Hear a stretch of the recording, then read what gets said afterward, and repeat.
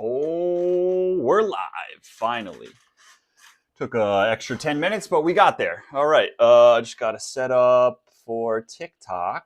Boom, because for some reason, even though I have plenty of subs, I have to register to put it on the PC. So we're going to go live on the phone. 3, 2, 1, and we're live. Thank you so much for tuning in, everybody.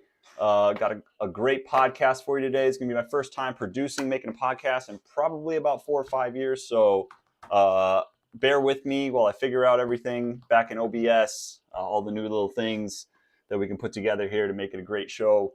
Got a lot of great content for you today. A little something I've been thinking about for a while now that I heard. Who was it? It was Tyler Hero on like an Aiden Ross stream where he said, streamers are making more than athletes are now. And Tyler Hero, the Miami Heat, is definitely somebody who is getting top dollar in what he's doing. And he's saying streamers are making more, or at least flexing more. The presidential limo that Aiden Ross has seemed to really tickle Tyler's fancy there. But getting back to what we're here to do, here to talk a little bit more about the blend, the line that's blurring between the YouTube star and the TV star, and appreciate anybody who's tuning in live. You'll also be able to find the podcast as a VOD on Twitch, edited afterwards on YouTube for a full length, and you'll see a bunch of shorts out there shortly.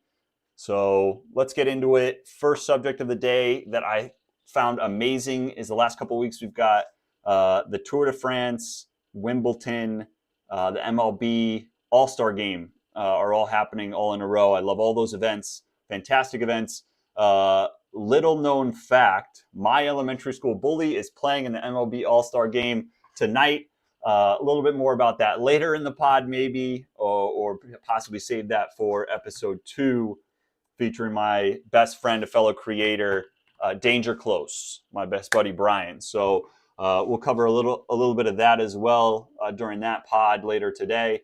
We got a live pod for you, and then we're going to do a recorded pod. We're probably going to do that. Content days hopefully going to be Saturday. So hopefully we'll get those pods edited for you and ready for you Monday morning.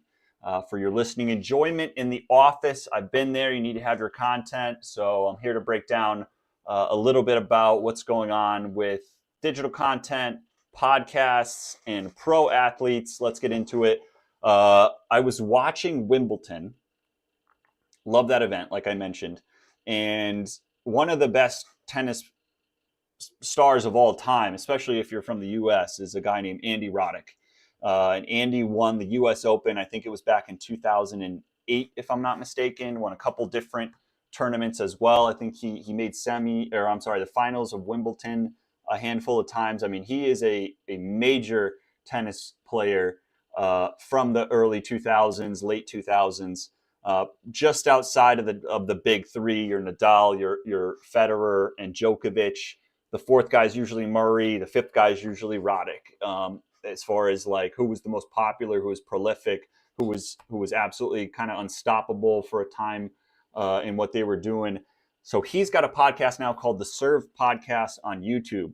And I was pulling it up yesterday, watching, because I wanted to get a little bit of his insight. And that's kind of what's so amazing about podcasts these days, is the insight that the pro athlete can lend to this new generation that's performing right in front of them. So Andy was going over Djokovic's match versus Sinner, and then a little bit of Alcaraz's match versus his opponent. And it was amazing for me to see, and I'm actually going to pull up the clip for you right now, let me see here. 1 second. Sorry, guys. And full cam. Boom. Window capture. Boom. And which one am I on? I am on this one. And we're going to switch that. It's the podcast set list. And that is my second point. There's Andy. Boom. All right. Andy, 137,000 subs, 606 videos, putting out plenty of content to advertise around. And this here, where was it? semifinal preview. So this one right here, he does something that I have not her heard story, the way that she was Swiatek, 5-time winner, figuring open through the semifinals and finals quick serves if anybody's interested. Oh, good. Yeah. We should. Oh, it's so early in the pod. Watch this. Hey, everyone. Welcome to Quick Serve, brought to you by insert cricket noise. Nobody. We should get a sales team. What? We have some spots open through the semifinals and finals quick serves if anybody's interested. Oh, good. Yeah. We should have sold those. Yeah. Anyways, for you it's better because you don't have to listen to it. Should have sold those, and better for the viewer. Yeah, there's no advertisements, but not the best thing if you're Andy, right? And mentioning that he's got some open slots between now and the semifinals that just happened over the last couple of days. Today was the women's finals. Tomorrow is the men's finals, and that kind of is just unbelievable to me that such a popular star from that era, who's considered one of the greats, does not have a sponsor for that time. It's unbelievable. And then you go to somebody like Lance Armstrong here,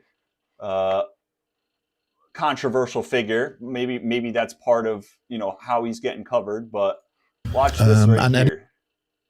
I want to save it. I want to tease it out, and I want to save it. It was exceptional. I don't know how they did it. If it's the one I'm thinking, I saw as well. Yeah, there we amazing. Go. Yeah. if we're thinking the same one, we may not be. Yeah. Well, did you take a picture of the one that you were? No, I can tell you it was of. No, don't say. Okay. Look, I can tell you, it takes a lot to get this man's attention in the early parts of the stage. I know. In fact, we were watching. I was just kind of coming to, and I was like, "Whoa!" I said, "Rewind that." It was like Dave Chappelle was on one of the night. So I had to rewind it, and I took a photo. You get to see it later. This is going to sound like a broken record. Tadej Pogačar, ladies and gentlemen, won another stage of the Tour de France. His 100 sodium, 200 milligrams of potassium, 60 milligrams of magnesium. No sugar, no gluten, no artificial ingredients, no BS. It is the real deal. Also, too, and you see it here on the desk, the sparkling drink stays salty, my friends. So get a free 8-count sample pack about no event in sight. Join, keeps it interesting with challenges, variety, and smart progression with over 400. So gracious. And if you saw the social media clip yesterday of the Huckberry Chill Chamber, all right, show rolls live now. And not do the work for you.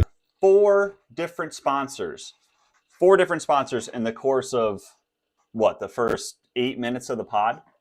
And I mean, comparatively, if you look at the size of the channel here between Andy's 137,000 subscribers, is 606 videos. We do is 139,000, so barely any more, but six sponsors, 5 sponsors. I mean, he's got all in the row right there at the beginning. And first thing I want to say is that this is an opportunity for anybody out there who's a go-getter, who's maybe got a little bit of a following. Maybe they've been wanting to break into the business side and working on sponsorships and deals. The first thing I'd be doing is figuring out, how do I catch the attention of Andy Roddick? Because that's a size channel that should have 4, 5, 6 different sponsorships.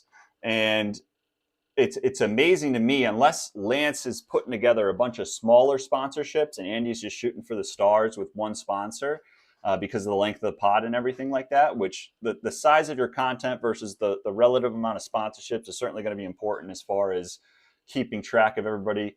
I appreciate everybody who's joining in on the pod here on TikTok. Keep seeing a bunch of you guys pop up. I really appreciate you. But if you're a go-getter, if you want to start making money in the creator economy, but you're not sure how to make videos, you're not sure how to start a podcast, you're not sure how to stand there with the phone, do this, figure out how to get Andy's attention, Twitter, maybe a DM on Instagram. I mean, who knows? You may have some people in your network. I mean, this is exactly how I got the optic job when I started working for Optic Texas as one of the Call of Duty professionals. It was my second job in the creator economy, and it literally came through just a random job posting that I happened to look that had esports in it. I follow that up, and it turns out I worked for them for the next 2 years, working with top creators, top streamers across all different platforms, TikTok, Twitch, YouTube, and kind of gave me a start in the creator economy. And so this is an opportunity that I see for people. Thank you so much for joining in on the TikTok. But pretty crazy to have when you're comparing channels, 6 sponsors on one, 0 sponsors on the other, same size channel, same size reputation as far as what they're an expert in. So quite kind of just baffling to me that Andy doesn't have Andy just doesn't have a sponsor, you know? So kind of unbelievable to me that to have an empty spot when you only have 3 weeks of the year to capitalize on that. And Andy, his team, I don't know, it sounded like maybe his producer does some of the sales. I mean, if Andy doesn't want to do that himself, he's got to find a team. He's got to find, a partnership rep, a director, somebody who's going to go after, who's going to start directing a little bit of the content, maybe to speak to those particular sponsors, make what people want to see. If you make content that your sponsors are going to want to see, and this is kind of the first point that I wanted to make, whether you're a small creator, whether you're a big creator, whether you're somebody who wants to work with a big creator, you've got to figure out how it is that you're going to get their attention through content that is going to be relevant to them. Andy Roddick should be making probably somewhere in the $30,000 to $50,000 per podcast for the amount of sponsors that he should be getting, whether that's one big sponsor, 2 or 3 smaller sponsors, $10,000 to $15,000 a piece. I would imagine that that deal that Lance has with those 6 reads, all at the beginning, probably $10,000 reads, if I was to guess. So definitely something to keep in mind if you're new.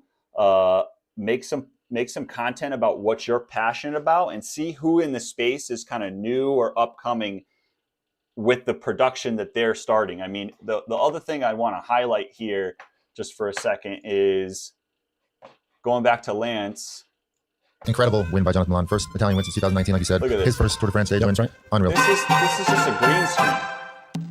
I mean, all right, everybody, welcome back to the Move Podcast. Is not anything. I'm Lance Armstrong, joined by Sir Bradley Wiggins. I mean, this is a green screen.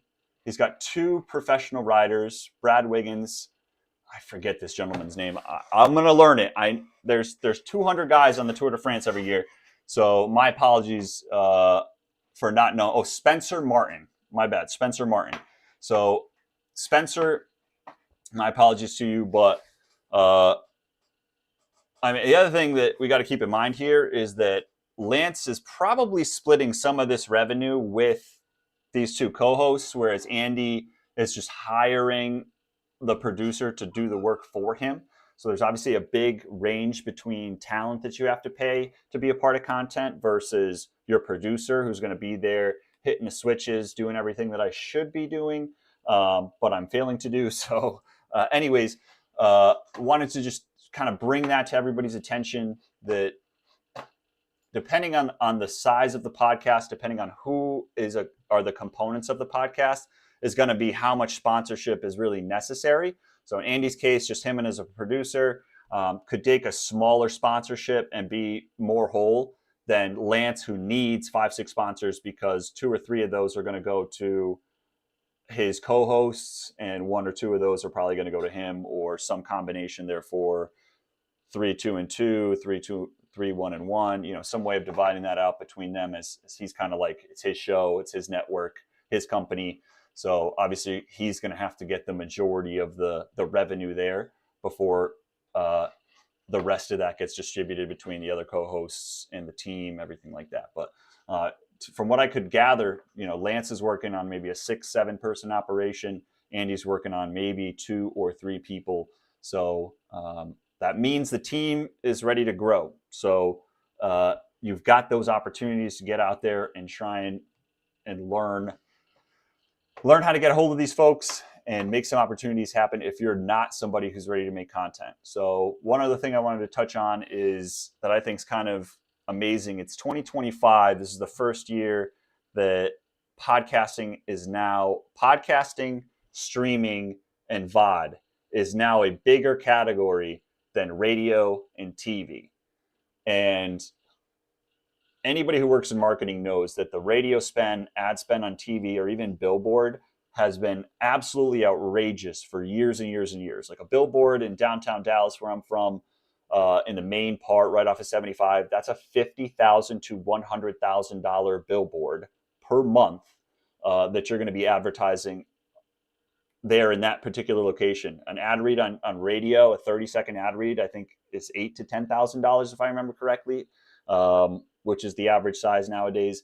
TV slots, a 2-minute and 30-second TV slot, still going to cost you about 20 to 50 grand, depending on what network. OTT could be on a Roku, it could be on Amazon Fire, could go a bunch of different places. But Peacock has been advertising Lance's pod on their network. So I wanted to kind of highlight that for a second. Take a look at this here. The pod, look at this. So here's the stage. This is literally what, oh, sorry about that. Let me scroll this down a little bit. This stage right here, I mean, this is, oh, hold on. Sorry, guys. There we go. All right. Stage 8. That's where I got to go. I'm not waking up at 4:45. I'm probably waking up on the weekend 8:39. The tour is basically over 4 hours into the event. So, and then Lance is putting on this podcast immediately afterwards, and it's getting advertised on Peacock as like the accompanying broadcast to what's going on at the Tour de France. And that's the first time that I've seen anything with these sports that happen for the 2 or 3 weeks a year. Another one that's coming up that's a similar type of build would be EWC. So the Esports World Cup that's held in Riyadh, Saudi Arabia. That's a 3-week to a month-long tournament, covers like 6 to 8. I think it's 8 to 10 different esports, from your Smashes to Tekken. I think you've got CS, Call of Duty, Valorant. I mean, the list goes on and on as far as all the different sports. And I don't even think they're doing that yet. So you have a major network who's decided to partner with one of the most popular athletes of that sport. And he is literally producing that podcast in a studio with 6 or 7 people with a green screen in the background. The microphones are bumbling. I mean, it's amazing to me that is the direction that NBC, Peacock, major companies are going. Is they will let and I don't want to say it's a subpar production, but it's definitely a production that could be significantly improved. But in comparison to how much a studio costs versus how much this podcast costs, I mean, a studio is going to run you like $1 million a year, even if you were to rent out that studio for, let's say, 9 months of the year otherwise, or 6 months of the year otherwise. I mean, you're probably able to charge $80,000 to $100,000 a month. It's going to cost you $1 million. So you're barely going to kind of break even if you use your time that you have for your event, and then you even sublet that studio out for the rest of the week. That production that Lance is doing with his 2 co-hosts and those 6 folks is probably, I mean, the setup itself is almost maybe 10, 15,000, if even that. And that's including the computers, the cameras, just everything that they're using. I would say, including what they're spending on the co-hosts, everybody on the salaries, everything.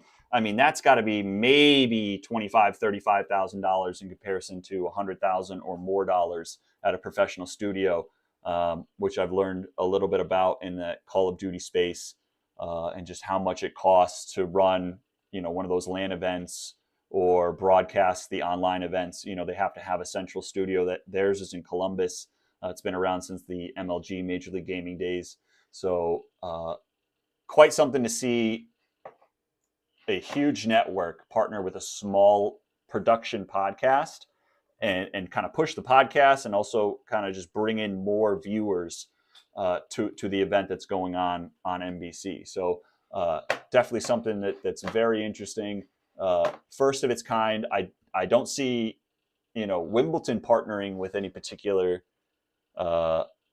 podcast like that. So that's in this case, I would say the Tour de France is kind of adjusting to the landscape a little bit quicker than ESPN is, which is hilarious because ESPN definitely has been covering streamers and YouTubers and trying to stay relevant with the Gen Z and the Gen Alpha groups of people.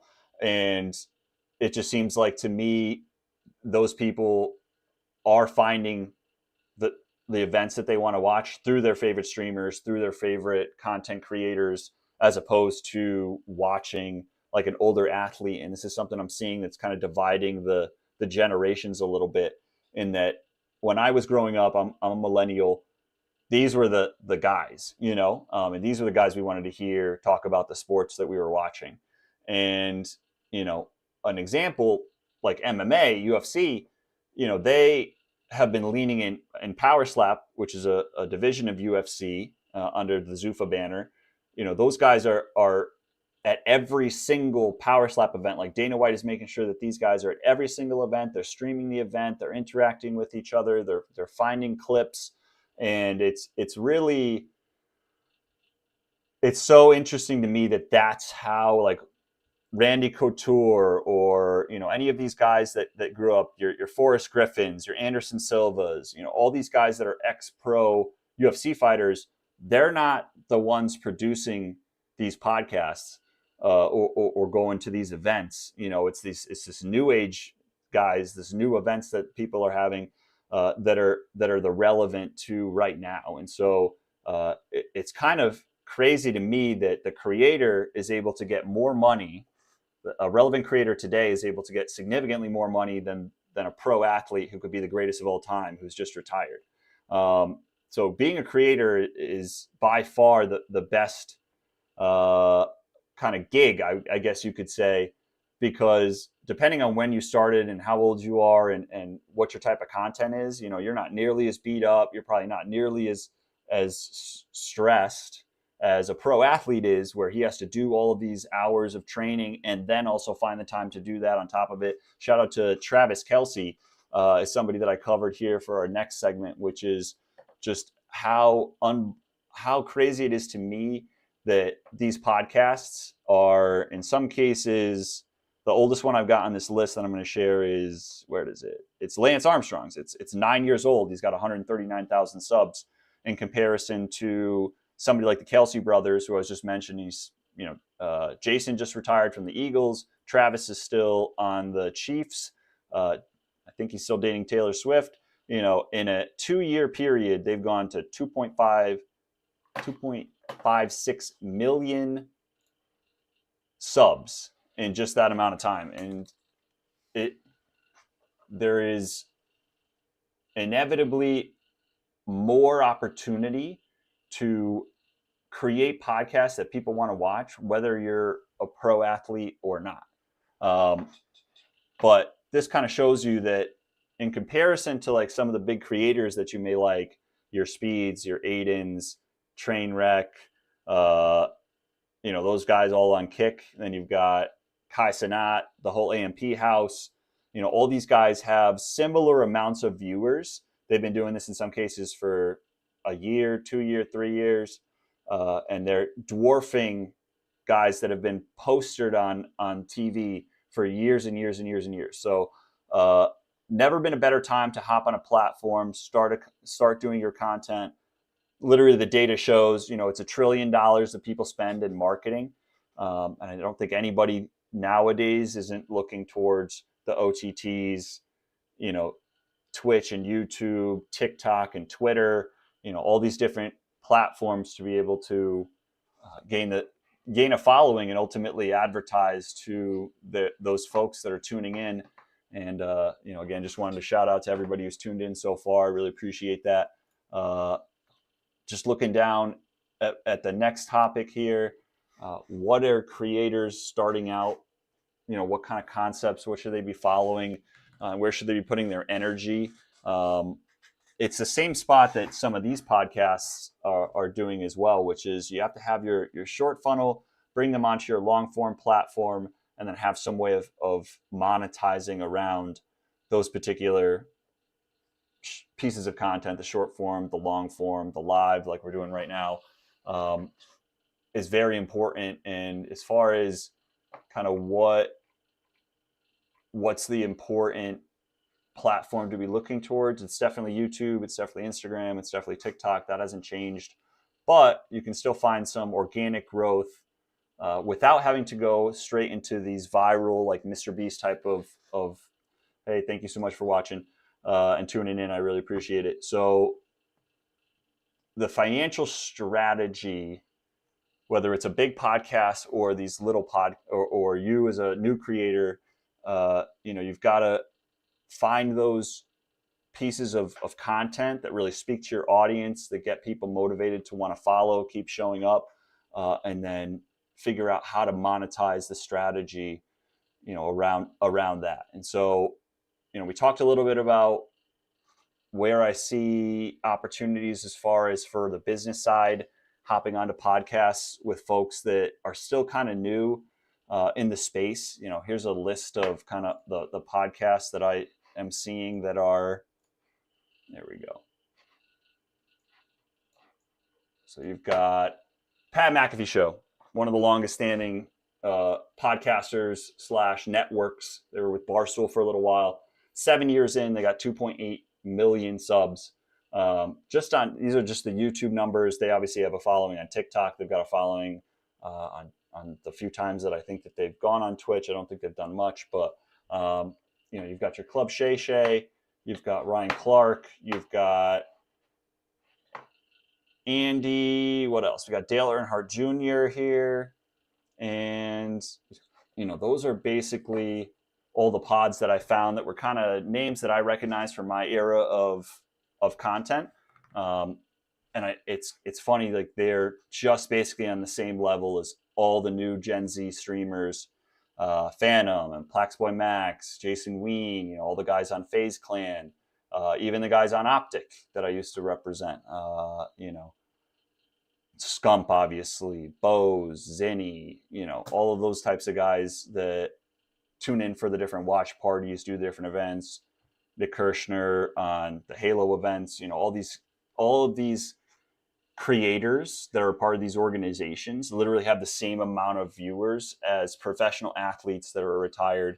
So literally we're at the precipice here of, like, if you want to build a brand, you have to be on one of these platforms. And that's true if you're a young guy, young gal who's just starting out, who doesn't have any experience yet, versus somebody who, and even if you just do this for even a short amount of time, just for a couple weeks, couple episodes, you cover for a friend or a colleague, volunteer to do it at your work. That's kind of how I got my start with podcasting. Was we had a app that we were selling, that I was working for, doing partnerships. And so we started doing a podcast once a week to kind of gain some following, gain some traction on what it was that tool brought. That was ultimately seen by some different creator organizations. We partnered with one of those organizations. That organization ended up getting acquired. And that was how I ended up working for Optic for several years, and how I kind of got my start in the creator universe, creator economy. What else? What else are we covering here on the pod today? I think we're down to rate your platform. So this is a little category, a little segment here that I just wanted to do, cover a little bit more about. We covered about it a couple minutes ago, as to, like, what are your starting platforms, but what are the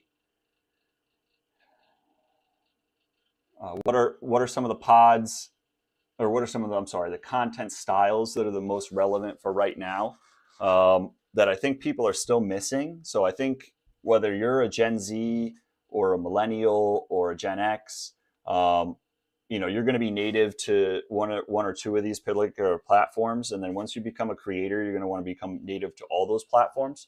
But, TikTok is still probably the best for shorts, but the content style is one that is, I think, it's hard to lend itself to being professional. There's definitely podcasts or clips that I see from podcasts that are distributed on TikTok or YouTube or Instagram. Particularly Instagram seems to be, like, very big on the podcast side of things, and really creating a funnel to bringing your viewers into your long form platforms there. So TikTok, if I'm going to rate it in order here, I would go TikTok number 1, still Instagram 2, Facebook 3, YouTube 4, probably LinkedIn 5, Facebook 6. And then the interesting one that I wanted to cover a little bit about today that I think a lot of people are sleeping on is Snapchat. I was wondering where some of my favorite creators went. How come I'm not seeing them post as much? How come I'm not seeing as many stories or shorts or different things on different platforms?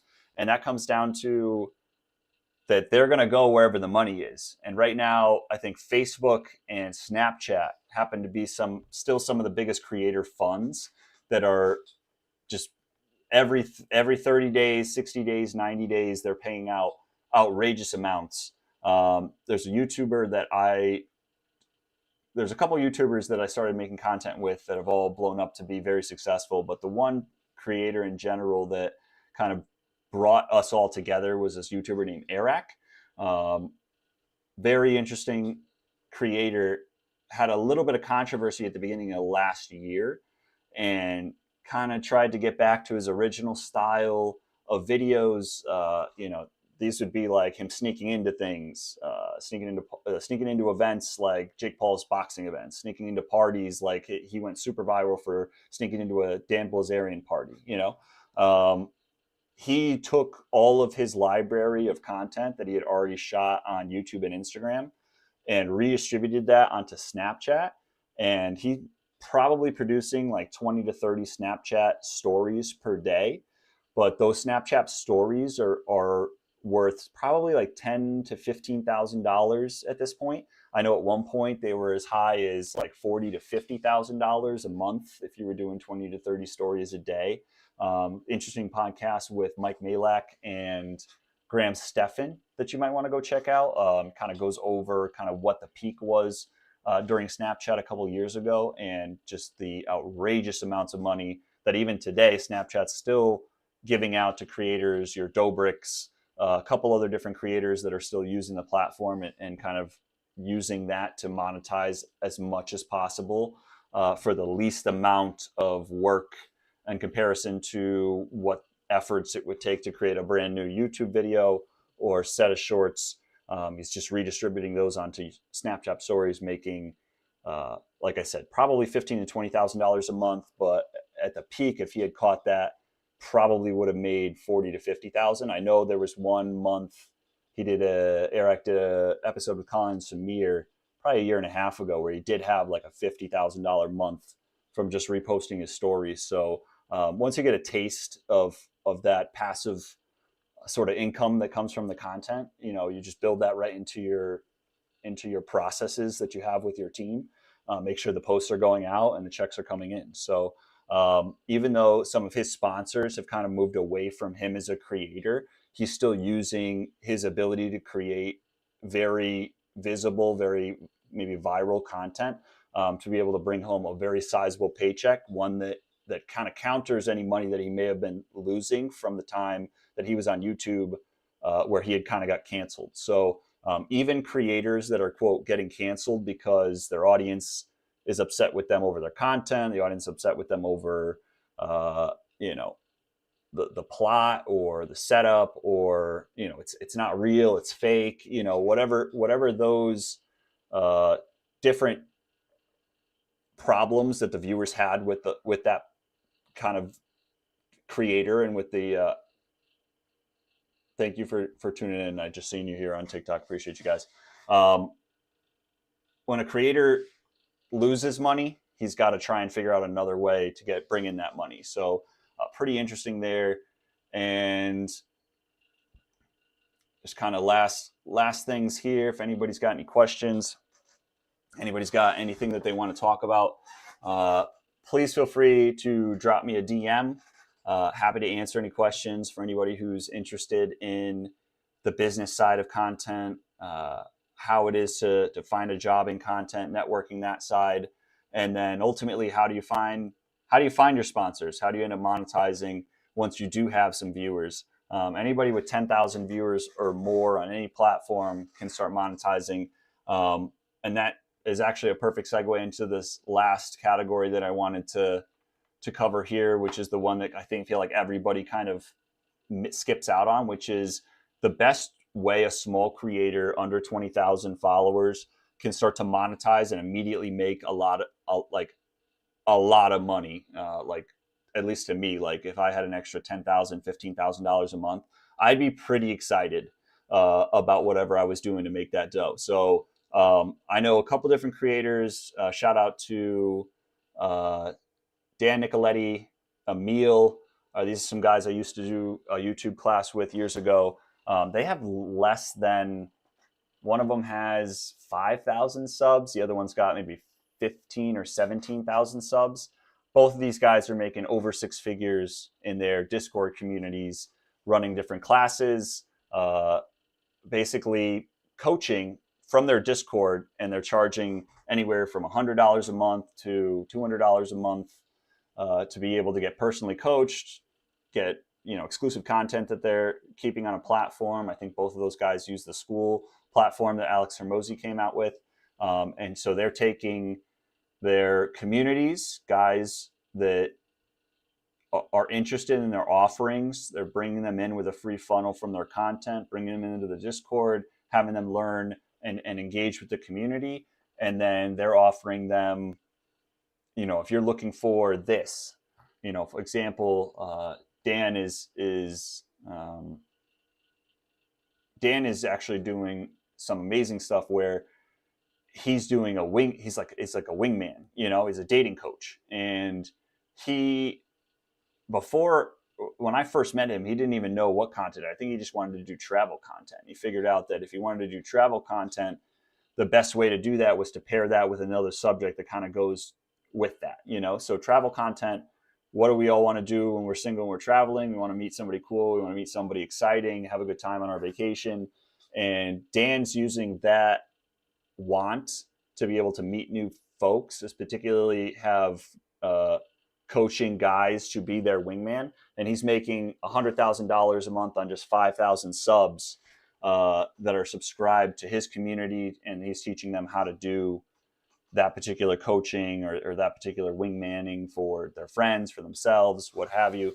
So if you want to immediately start making money today with the followers that you have, make sure you have a Discord community set up. Make sure you have an offering that's set up to them, that you can coach them on a skill that you have in particular that they may be wanting, and just keep bringing that value, keep working towards building that community in that Discord. And eventually from 10 Discord to 100 people to 500 people, and you start to monetize a percentage of those. Dan's making, like I said, about $100,000 a month on just a 5,000 sub community from his Instagram, because that's his big platform where he's been going viral more and more on a continuous basis.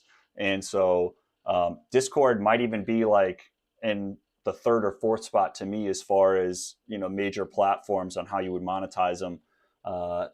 As far as the easiest ones to, as I was mentioning, it's probably TikTok, Instagram, Twitter, but the CPMs are not going to be as high on those because everybody's used to seeing content on those. Whereas you can get a little bit higher CPM on Facebook, LinkedIn, and especially Snapchat right now is still the most popular platform for your favorite creator to cash in for 6 extra figures a month, $10,000, $15,000, $20,000 or more. So I really appreciate everybody who tuned in today. First podcast I've done in about 5 years. So thank you so much for watching. And you'll see the VOD here come Monday. You'll see some shorts out there circulating around. Really appreciate a like, a follow. If you want to hear more about business, if you want to learn more about behind the scenes, how does somebody like iShowSpeed get a $600 million contract? We're going to be covering that later on the episode from tonight. That'll go out on Monday morning. So we're going to break down Speed's contract. We're going to break down famous collabs that are going on right now. We're going to break down just everything that has to do with your favorite creator and how do you get to numbers, or how do you get to these exclusive deals, and what are they made of? You hear this big number, but you never hear about how do they justify giving Speed $600 million. Well, we're going to cover that in Monday's episode.